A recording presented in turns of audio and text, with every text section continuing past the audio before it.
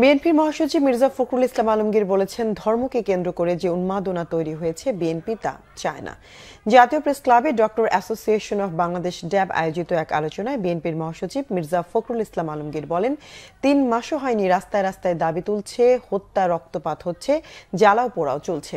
কেন ভয়াবহ অস্থিরতা? সমস্যাটা কোথায়? তা নিয়ে প্রশ্ন তোলেন তিনি। বিএনপির মহাসচিব বলেন, ৩ মাসের মধ্যে আসল চেহারা বেরিয়ে আসছে। এমন চেহারা নিয়ে সফলতা অর্জন করা সম্ভব নয়। নিজের ঘরে যদি বিভাজন থেকে যায় তাহলে কোনো কিছুই সম্ভব নয়। কিছু মানুষ দায়িত্বশীল হয়ে উস্কানি দিচ্ছে, তারা বিভাজনের পথ তৈরি করছে। তারা দেশের শত্রু না বন্ধু তা বিচারের ভার জনগণের। মির্জা ফখরুল প্রথম আলো, ডেইলি স্টারের উপর হামলার তীব্র নিন্দা জানান। বলেন, মত প্রকাশের স্বাধীনতা রক্ষা হলেই গণতন্ত্র প্রতিষ্ঠা হবে।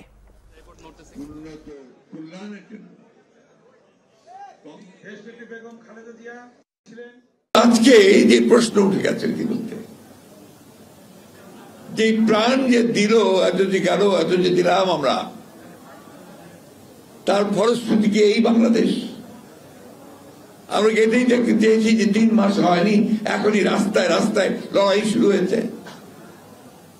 ৩ মাসও যায়নি, এখন একজন আরেকজনের বুকে রক্ত চড়াচ্ছে। ৩ মাসও যায়নি, এখন পত্রিকা অফিস পুড়িয়ে দেওয়া হচ্ছে, আক্রমণ করছে। কোন বাংলাদেশ? আমরা কি ৫ তারিখের আগে এই বাংলাদেশকে চিনতাম? তাহলে আজকে কেন এই ভয়াবহ বিভাজনটা? আজকে কেন এই ভয়াবহ হিংসা? আজকে কেন এই ভয়াবহ অস্থিরতা? কোথায় সমস্যাটা? কোথায়?